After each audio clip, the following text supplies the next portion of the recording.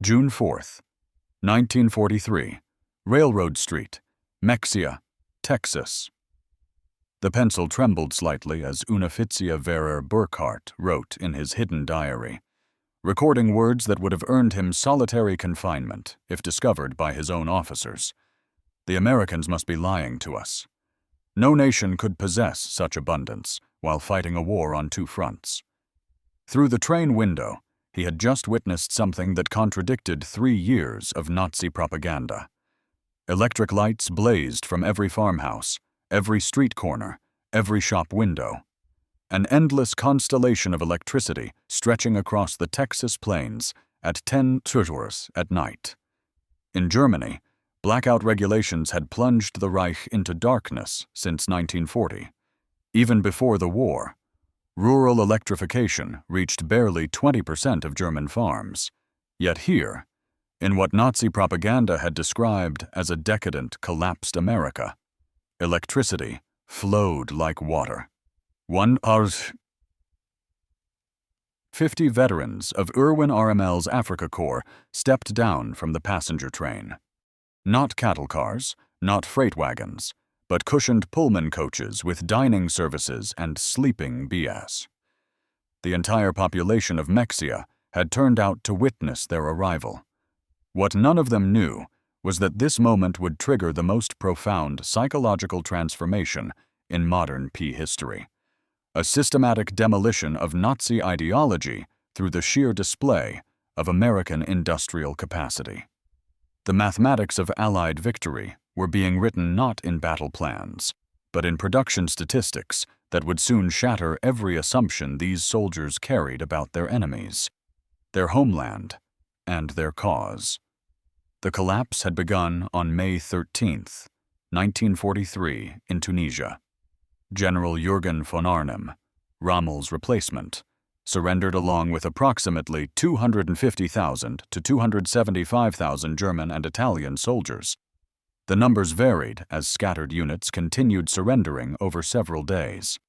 The Wehrmacht's most experienced desert fighters, men who had driven the British back to Egypt, who had earned the grudging respect of Montgomery himself, were suddenly prisoners. Among them was Hetman Friedrich Radke, holder of the Iron Cross First Class, veteran of the France campaign, wounded twice in North Africa. His diary, discovered decades later in the National Archives, would provide historians with the most detailed account of the psychological impact of American captivity on German soldiers. The journey from defeat to revelation began in the port of Orouran, Algeria, as Radke and 30,000 other PS waited in makeshift camps for transport ships.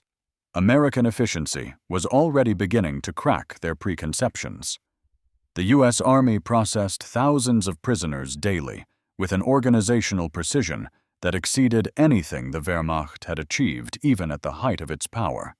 Identity cards photographed and filed. Medical examinations completed, inoculations administered. Geneva Convention rights explained in fluent German by American officers who had been trained specifically for this moment. But the first real shock came with the food. Oberreiter Hans Müller, captured with the 21st Panzer Division, wrote to his mother 8 months later, "In the cage at Orouran, while we waited for ships, the Americans fed us better than we had eaten in 6 months of desert warfare. White bread, real coffee, meat twice a day. We thought it was propaganda, that they were trying to impress us. We didn't realize this was their standard military ration." The Liberty ships that would carry them across the Atlantic were themselves monuments to American industrial capacity. The SS Robert E. Peary had been built in 4 days, 15 hours, and 29 minutes at Kaiser Shipyards in Richmond, California, a fact that would have been dismissed as impossible propaganda if the Germans had known it. These vessels, produced at a rate of 3 per day at the peak of production, were returning from delivering supplies to the European theater. Rather than sail back empty, they carried human cargo up to 30,000 PSWs per month by summer 1943. The 2-week Atlantic crossing in July 1943 provided the second phase of psychological demolition. Feld Kurt Zimmermann of the 90th Light Division kept a detailed account that survived in letters to his family after repatriation. The ship's crew, he noted, disposed of more food waste each day than his entire company had received in weekly rations during the final months in Africa. The American sailors threw away half-eaten steaks, whole loaves of bread, gallons of milk that had sat too long. Zimmermann wrote, "They did this openly, without thought, not to mock us, but because to them this waste meant nothing. Their supply was limitless. The ships themselves became floating classrooms in American power. PS discovered that the vessel carrying them was one of 2,710 Liberty ships that would be built during the war, each one requiring 250,000 parts assembled from components manufactured in 32 states. The engines, they learned from talkative American guards, were built in 3 separate factories, each producing 900 horsepower cylinders that were then assembled in ports that had barely existed 2 years earlier. Lieutenant Colonel Wilhelm von Stauborn, whose aristocratic Prussian family had served in every German war since Frederick the Great, would later write in his memoirs, "As our ship approached the American coast, I watched the radar antenna rotating above the bridge. This technology, which we believed only we, and perhaps the British possessed in limited quantities, was standard equipment on a cargo vessel. It was then I first suspected that Germany had already lost the war." August 2nd, 1943, Norfolk Naval Base, Virginia.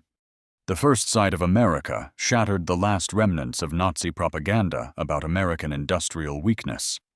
The Norfolk base sprawled across 300 acres, its docks stretching for miles, its cranes loading and unloading dozens of ships simultaneously, in a single day.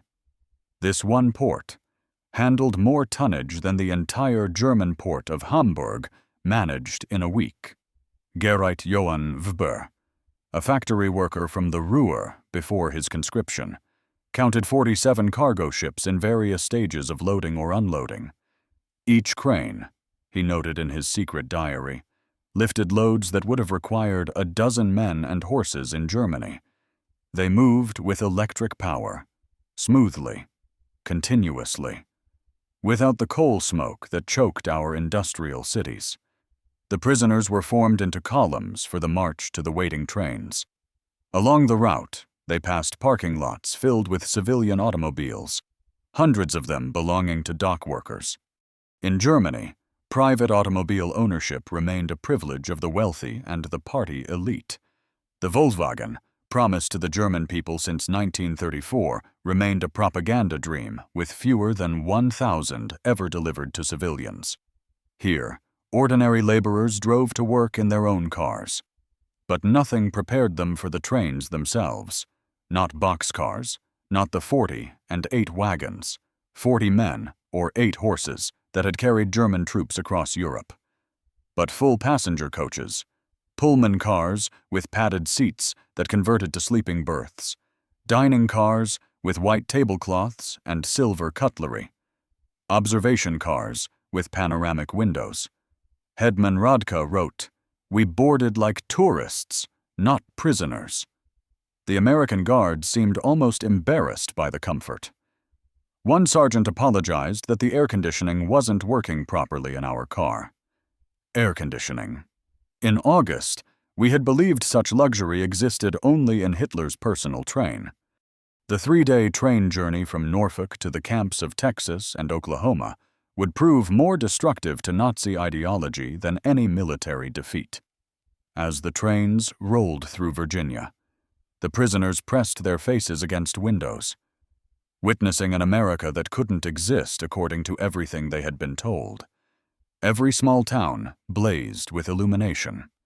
Martinsville, Danville, Greensboro, communities that in Germany would have been lucky to have a single electric street lamp displayed, illuminated shop windows, electric signs, houses with lights burning in multiple rooms, The trains passed factories running night shifts, their windows glowing, parking lots full even at midnight. Obergreiter Mayer, whose father was a Nazi party bloc leader in Hamburg, wrote in a letter discovered in 1987. We passed through dozens of cities that first night.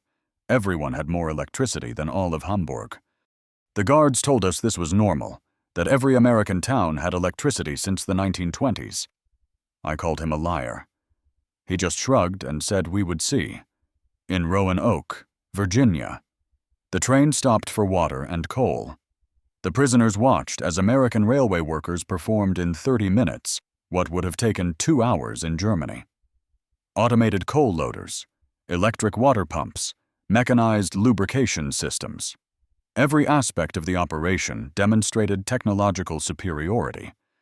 More disturbing still was the casual wealth of the workers themselves. They wore leather boots that would have cost a German laborer 2 months' wages. They drank Coca-Cola from glass bottles and threw the empties into bins without thought. They smoked cigarettes continuously, stubbing them out half-finished. Failed Webel Heinrich Müller, an electrical engineer from Siemens before the war, calculated that the single railway yard they stopped in used more electricity in 1 hour than his entire district in Berlin used in a day.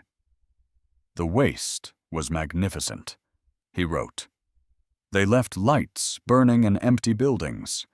Electric fans ran in vacant rooms. It was the carelessness of infinite resource.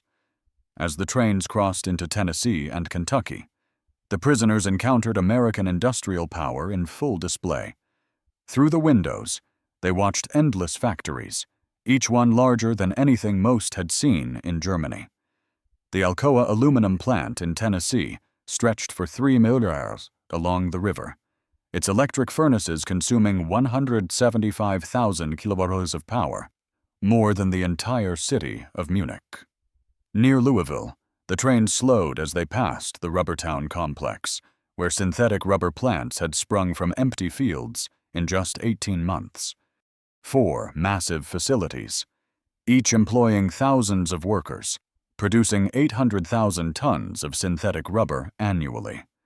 Germany, despite inventing the process, had never managed more than 120,000 tons in its best year. Oberleutnant Erich Hoffmann, a chemist from IG Farben, understood the implications immediately. In a post-war interview, he recalled, "I knew those plants. I could see the distillation columns, the catalytic crackers. Each facility was more advanced than anything we had built, and there were 4 of them just in this one location. They told us there were dozens more across the country."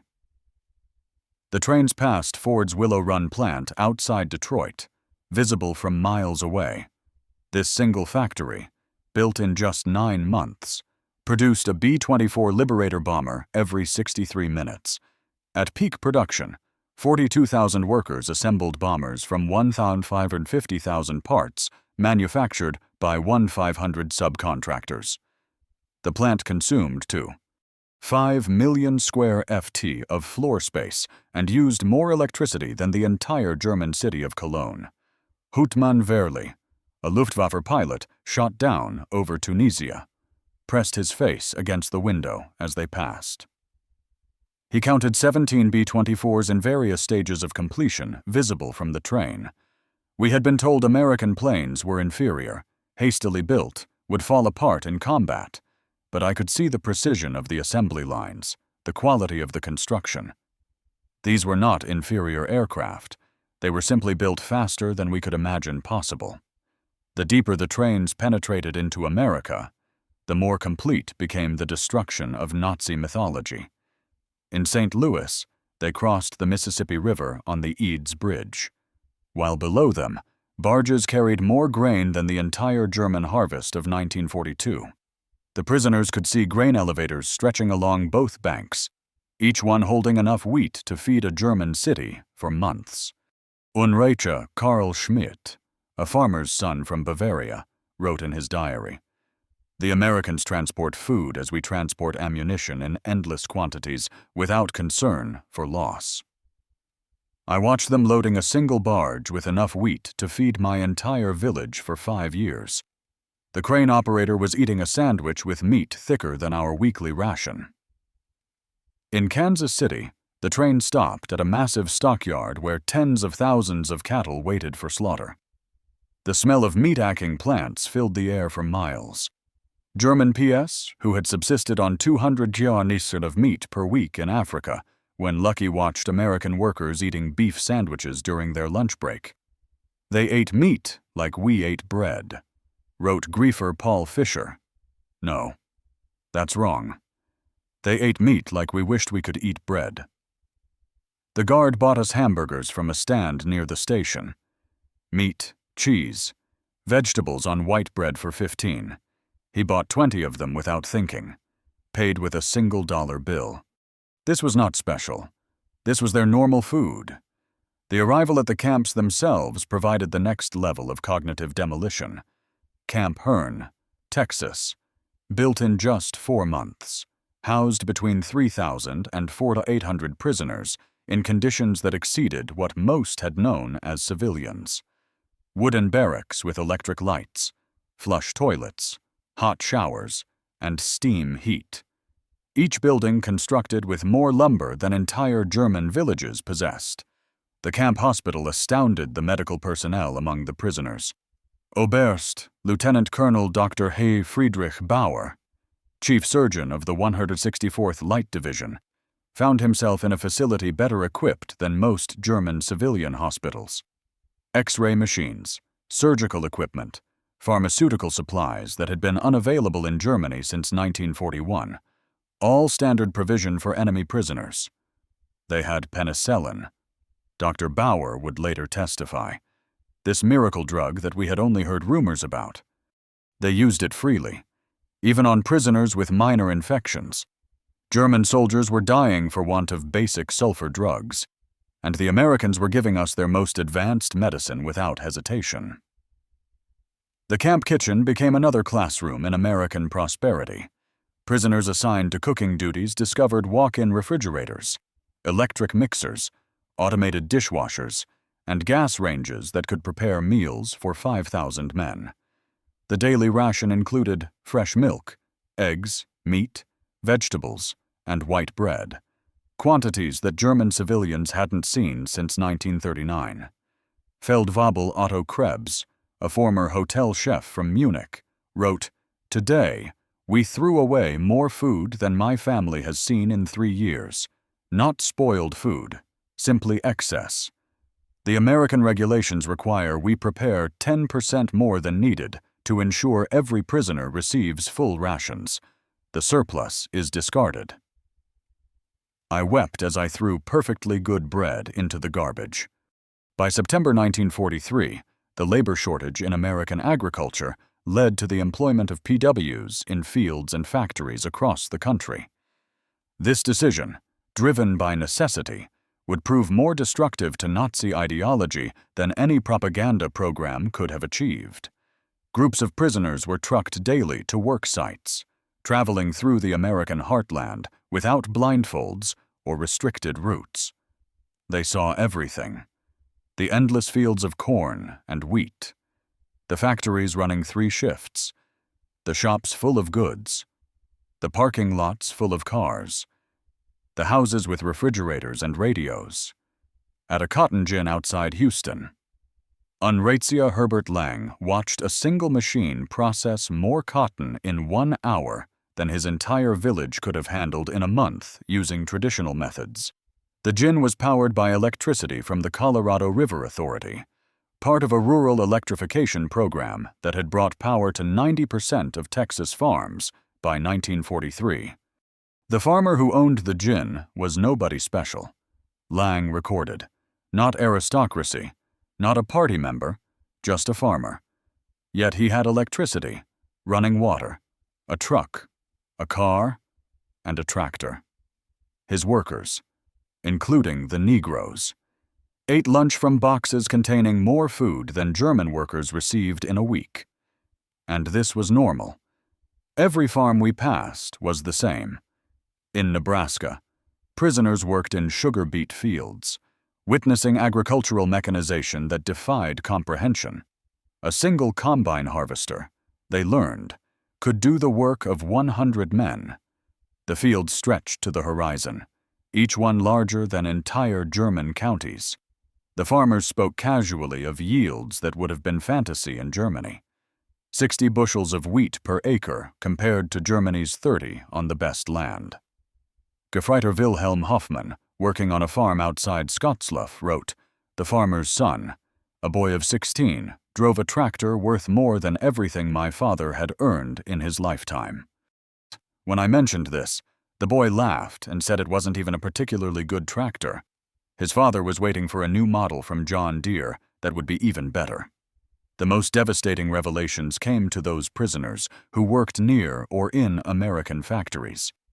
While Geneva Convention rules prohibited direct war production work, PSWs could work in industries that freed American workers for military production. This technicality allowed thousands of German prisoners to witness American industrial capacity firsthand. At a Campbell soup factory in New Jersey, prisoners watched production lines that processed more tomatoes in a single day than most German factories handled in a month. The facility operated with a skeleton crew of women and elderly men, as most young workers were in the military. Yet production exceeded peacetime levels. Stabsfeld-Webel Ernst Wagner, who had worked in a German food processing plant before the war, documented the experience. Everything was automated: electric conveyor belts, automatic filling machines, steam cookers that processed hundreds of cans simultaneously. One elderly woman monitored controls that managed what would have required 50 workers in Germany. She did this while listening to a radio and drinking coffee. Near Detroit, prisoners unloading coal at a power plant gained glimpses of the automotive industry's conversion to war production. The River Rouge complex, visible across the water, employed 100,000 workers producing jeeps, aircraft engines, and tanks. The plant consumed 1.5 million cows of electricity daily, more than the entire city of Hamburg. "We could see the parking lots," wrote Oberreiter Franz Kellner. "Thousands of cars belonging to workers. Workers in Germany. Even our officers rarely owned cars. Here, factory workers drove to work. The guard told us many workers owned 2 cars, one for work, one for family use. We thought he was mocking us." By winter 1943, the cumulative impact of these observations was producing what American intelligence officers called ideological collapse syndrome among the prisoners. The Special Projects Division, the secret re-education program run by the Prost Marshal General's Office, documented increasing numbers of prisoners requesting access to American newspapers, books, and educational materials. Major Paul Neueland, a member of the monitoring team, reported in December 1943. The prisoners no longer argue when shown production statistics. They have seen too much. The most fanatical Nazis have become quiet. They still maintain loyalty to Germany, but no longer speak of victory. Many openly question what they were told about America. The camp newspapers produced by prisoners themselves began reflecting this transformation. Dear Roof, the call published at Fort Kearny, Rhode Island, gradually shifted from defiant nationalism to discussions of democracy, economic systems, and post-war reconstruction. The editors, carefully selected anti-Nazi prisoners, found their audience increasingly receptive. Lieutenant Hermann Gutz, captured with the 10th Panzer Division, wrote in a letter that passed American censors, "We were told America was a mongrel nation, weak, divided, controlled by Jews, incapable of military prowess. Every day I am here, I see the opposite. This is the most organized, unified, and powerful nation on earth. We were told fairy tales by criminals. The most devastating blow to Nazi ideology came from an unexpected source: the treatment of Italian prisoners after Italy's surrender in September 1943. Italian PS who agreed to cooperate, were formed into Italian service units, given better quarters, increased pay, and more freedom. German prisoners watched their former allies working alongside Americans, eating in American restaurants, some even dating American women. Hetman Friedrich Schulz wrote, "The Italians betrayed us. Yet they are treated better than we treated them as allies. They work freely, earn money, send packages home. The Americans show them no hatred. This democracy we were taught to despise appears more honorable than our own system." Christmas 1943 provided the most profound psychological impact. American organizations, churches, and civic groups sent 500,000 Christmas packages to German PS, enemies who had been trying to kill American soldiers months earlier. Each package contained cigarettes, candy, toiletries, and games. Local communities invited prisoners to Christmas dinners, though regulations prevented most from accepting. At Camp Hearn, Texas, the local Methodist church choir performed Christmas carols in German for the prisoners. Women from Hearn sent in homemade cookies and cakes. The Boy Scouts delivered handmade Christmas cards. This kindness toward enemies shattered the final remnants of Nazi racial theory.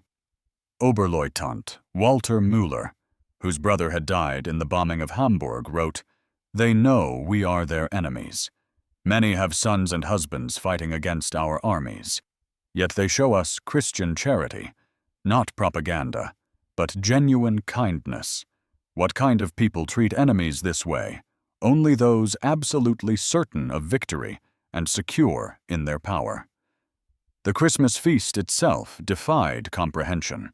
Turkey, ham, mashed potatoes, gravy, vegetables, pies, ice cream, quantities of food that Germany hadn't seen since before the First World War.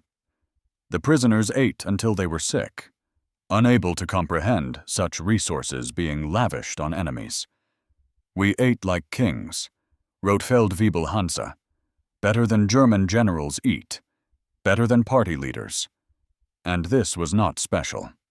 The guards told us this was a normal American Christmas dinner, that every American family was eating the same meal. If they can feed prisoners this way, what must their own soldiers eat? By early 1944, over 40,000 German prisoners were enrolled in educational programs. They studied English, American history, mathematics, and sciences. The University of Chicago provided correspondence courses. Stanford University sent professors to lecture on democracy and economics. The thirst for knowledge was insatiable. Prisoners who had been told Americans were culturous barbarians discovered libraries with millions of books, universities that welcomed all social classes, scientific research that led the world. They read American newspapers freely, comparing multiple viewpoints, something impossible in Nazi Germany. Dr. Wilhelm von Braun, a physicist conscripted from the Kaiser Wilhelm Institute, attended lectures on atomic physics at Camp Shelby. He later wrote, "American professors, including Jewish refugees from Germany, taught us without hatred. They spoke of science as universal, belonging to all humanity. They were years ahead of German research, and they shared knowledge with enemies. This generosity of spirit was incomprehensible to minds shaped by Nazi ideology. The camp theaters showed American films, not propaganda, but regular Hollywood productions. Prisoners watched Gone with the Wind, seeing a depiction of American defeat and recovery that resonated with their own situation. They saw The Grapes of Wrath, amazed that Americans would show such self-criticism to enemies. They hide nothing," wrote Lieutenant Joseph Kramer. "They show their problems, their failures, their conflicts. Yet this honesty makes them stronger, not weaker. In Germany, such criticism would mean death. Here it is considered patriotic." Spring 1944 brought expanded prisoner labor programs as American production reached its peak. German PSWs worked in canneries, mills, and fabrication plants, witnessing the full might of American industrial capacity. The numbers told a story that no propaganda could counter.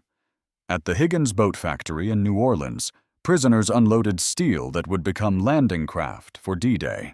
They watched as workers assembled 700 boats per month, each one requiring 20,000 parts.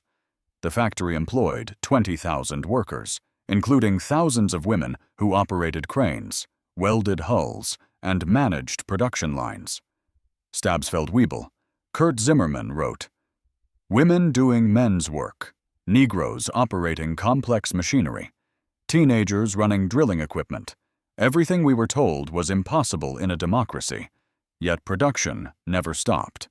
3 shifts, 24 hours, 7 days a week. They produced more boats in a month than our entire Navy built in a year." At Republic Steel in Ohio, prisoners witnessed the production of 10,000 tons of steel daily. The blast furnaces ran continuously, fed by endless trains of iron ore from Minnesota and coal from Pennsylvania. The scale defied German comprehension. This single plant produced more steel than the entire Ruhr at its peak. "I worked at Crook before the war," wrote Ober-W writer Paul Hartman. "I thought I understood industrial production, but this was beyond imagination. They wasted more steel in spillage than we could produce." The workers complained about overtime while producing quantities we couldn't achieve with slave labor and double shifts.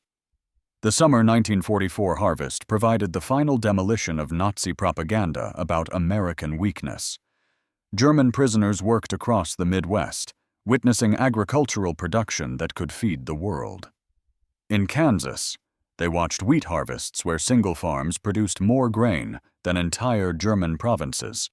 Combines moved across fields like ships across an ocean of gold, each one harvesting 100 acres per day. The grain elevators they filled could hold more wheat than Germany imported in an entire year. Unteroffizier Franz Weber, a farmer from East Prussia, wrote, "One American farmer with machinery does the work of 100 German farmers." They showed me aerial photographs of the wheat fields, thousands of square miles of grain. They could lose half their harvest and still have more than all of Europe combined. In California's Central Valley, prisoners picked fruit in orchards that stretched beyond the horizon. They watched as perfectly good fruit was discarded for minor blemishes. Fruit that would have been treasured in Germany. Entire crops were sometimes plowed under to maintain prices, a concept that caused psychological breakdown among prisoners from hunger-ravaged Germany. They destroyed food to keep prices stable, wrote Garroter Otto Schultz. Mountains of oranges bulldozed into pits because they had too many. We begged to be allowed to send them to Germany to our families. The guards were sympathetic, but explained it was impossible. The waste was strategic proof of unlimited resources. June 6, 1944, when news of the Normandy invasion reached the camps, German prisoners experienced their final ideological collapse. The scale of the operation: 6,000 ships, 11,000 aircraft, 150,000 men in the first wave, demonstrated American organizational capacity beyond Nazi Germany's wildest dreams. Prisoners at Camp Shelby watched newsreels of the invasion within days. They saw the endless streams of ships, the artificial harbors, the supply system that delivered 15,000 tons daily across open beaches. They watched their homeland being crushed by the very nation they had been told was too weak to fight.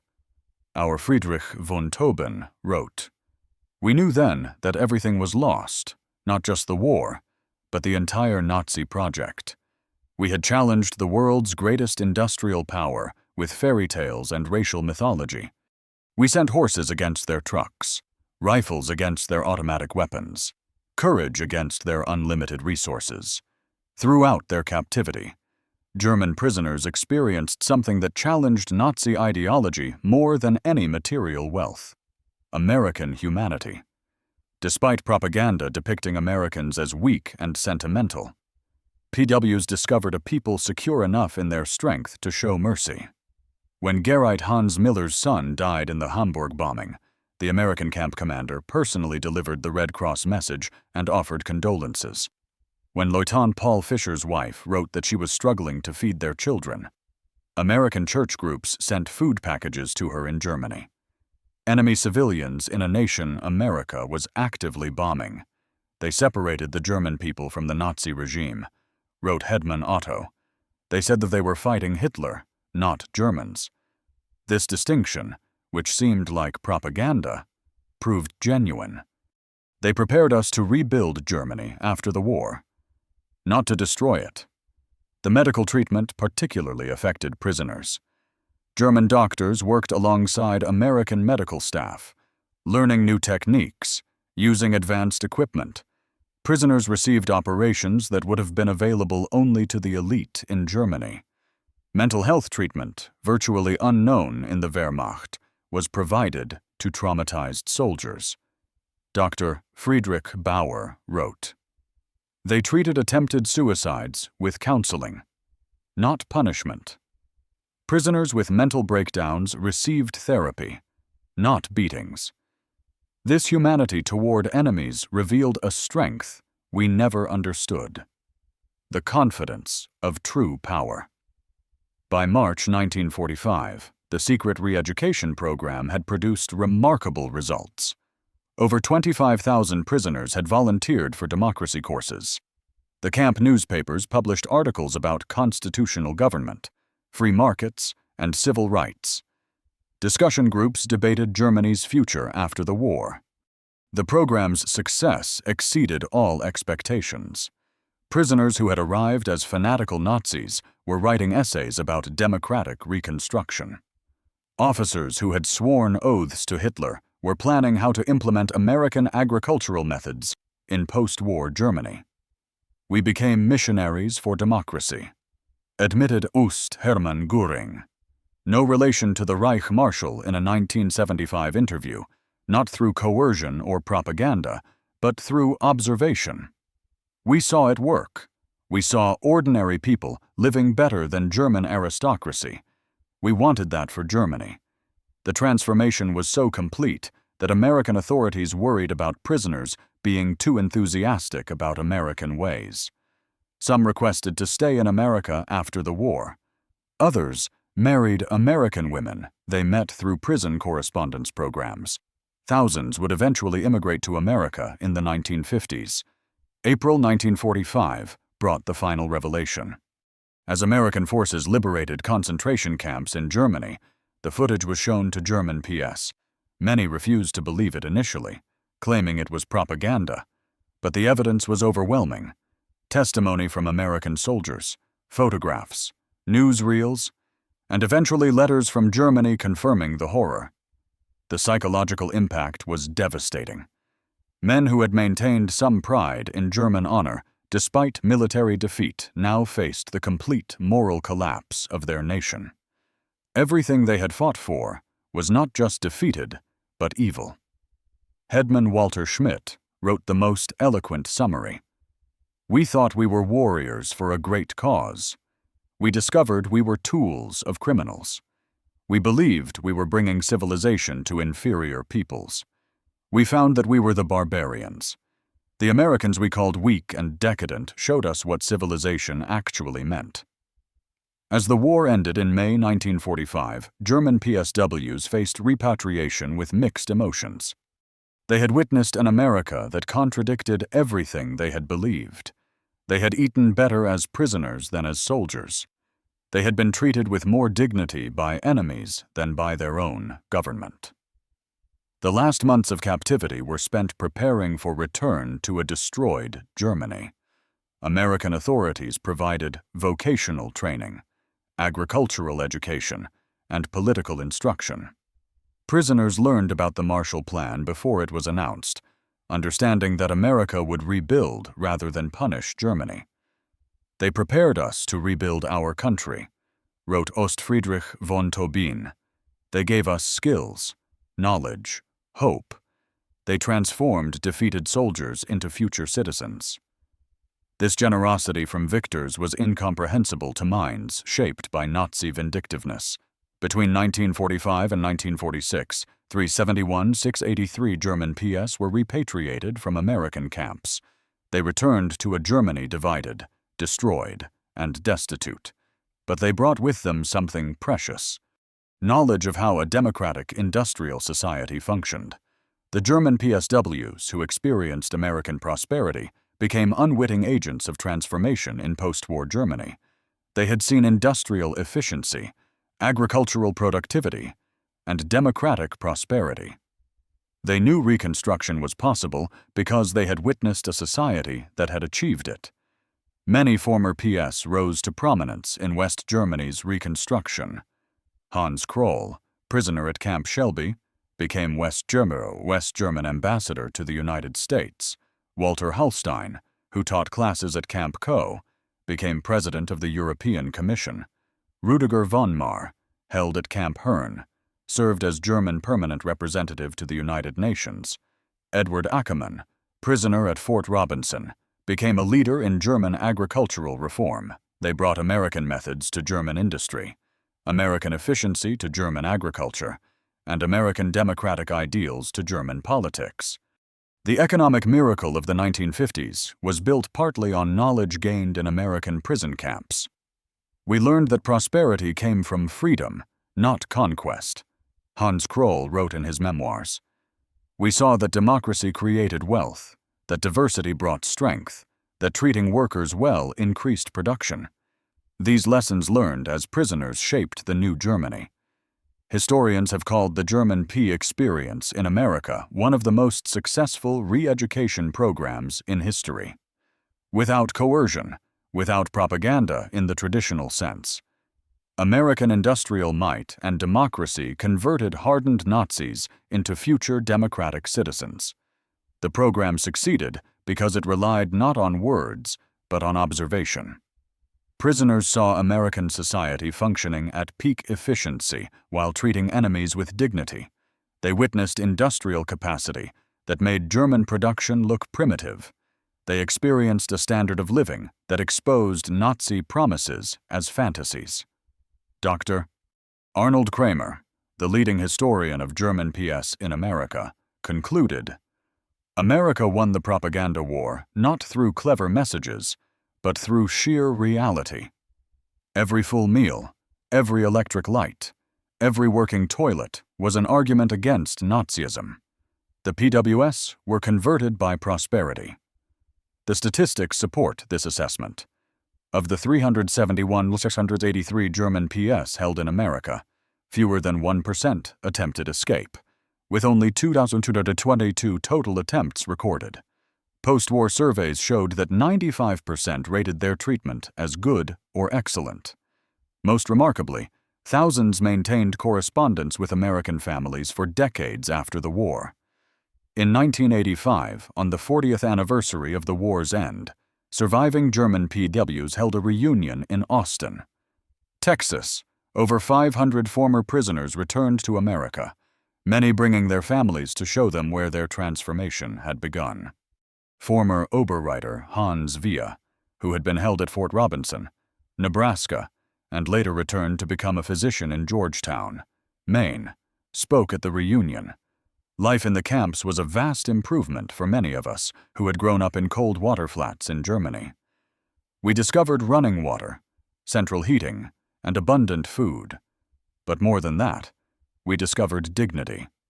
Former Stabsfeld Wiebel Kurt Meer, who had worked on farms in Iowa, added, The farmers treated us not as enemies, but as young men far from home. They shared their meals, their knowledge, sometimes their homes. This humanity from people whose sons were fighting against us. This changed us forever. At the 1985 reunion dinner, former Oberst Hermann Gutz, then 78 years old, delivered the keynote address that captured the essence of the transformation. We came to America as enemies, as Nazis, as believers in a lie. We left as friends, as Democrats, as men who had seen the truth. America showed us that strength comes not from conquest, but from production, not from hatred, but from diversity, not from tyranny, but from freedom. We witnessed the arsenal of democracy at full production. We saw farmers who produced food for the world, workers who built the tools of victory, and citizens who treated enemies with dignity. We learned that America's true weapon was not its bombs or tanks, but its inexhaustible capacity for creation and its unshakable confidence. We returned to Germany with a mission to build a society that could create rather than destroy, that could prosper through peace rather than war. The Germany that rose from the ashes was built on lessons learned in American prison camps. We who came as conquerors left as students, to America from your former enemies, now your friends. Thank you for showing us the way. The auditorium erupted in standing ovation. Americans and Germans together. Former enemies united in recognition of a transformation that had seemed impossible when those first trains rolled into Texas in June 1943. The magnitude of the German P experience in America can be measured in stark statistics that reveal both the scale of the operation and its remarkable success. Camp infrastructure. Over 500 camps across 45 states. Every state except Nevada, North Dakota, and Vermont. 175 main camps with 325 branch camps. Camps built to house from 250 to 12,000 prisoners each. Construction completed an average of 90 days per camp. Prisoner population, 371, 683 German PE, part of 425, 871 total Axis EPS.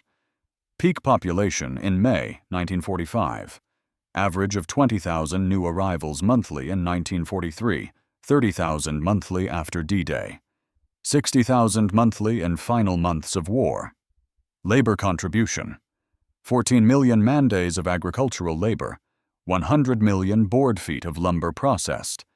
230 million in labor value. 1940s. 80 cents daily wage per prisoner.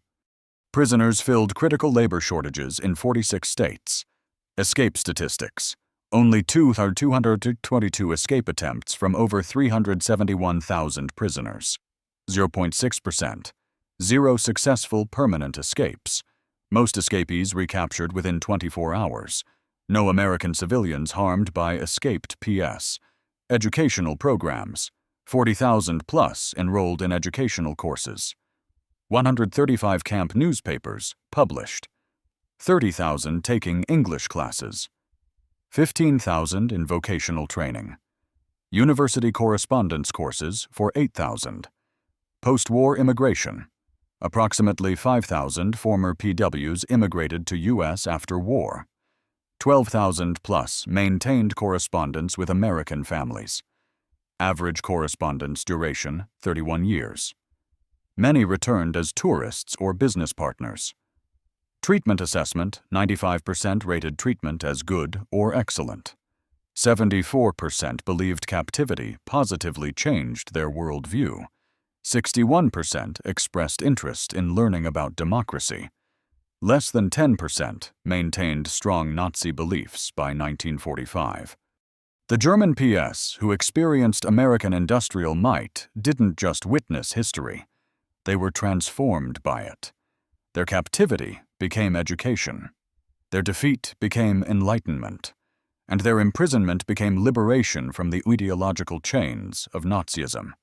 In the end, America's greatest victory was not on the battlefield, but in the prison camps, where overwhelming evidence of democratic prosperity accomplished what armies could not. The complete transformation of enemy minds.